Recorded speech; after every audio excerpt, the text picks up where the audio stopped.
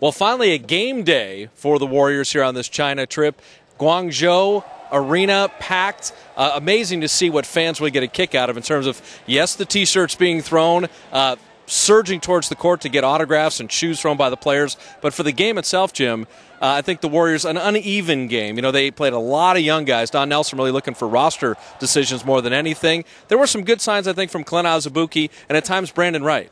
And I think they started out defensively. When they got down 8-1, they started getting more aggressive defensively. In fact, Azubuike entered the game at that time. Marco Bellinelli had missed a couple of shots, and Don Nelson didn't like what was happening on the defensive end.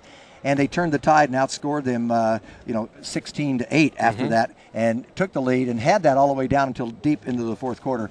Andrew Bogut gave him some problems with his size in the second half, but Don Nelson, at one time in the last, 4 or 5 minutes of the basketball game, the only veteran player on the floor was Azubuike, and the rest were rookies and free agent rookies, not even drafted at that. So Don is looking to see who's going to make the roster. He's got a last couple of decisions to make, and that's very important. You know, it's been great here in China. Now we move on to Beijing.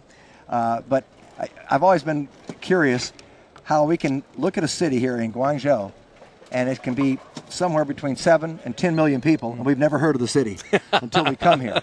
It's a city the size of New York nearly, and yet we had not heard of Guangzhou. But now we know all about it, and rabid fans who just embraced all of us. Round 1 of the China Games goes to the Milwaukee Bucks by 3.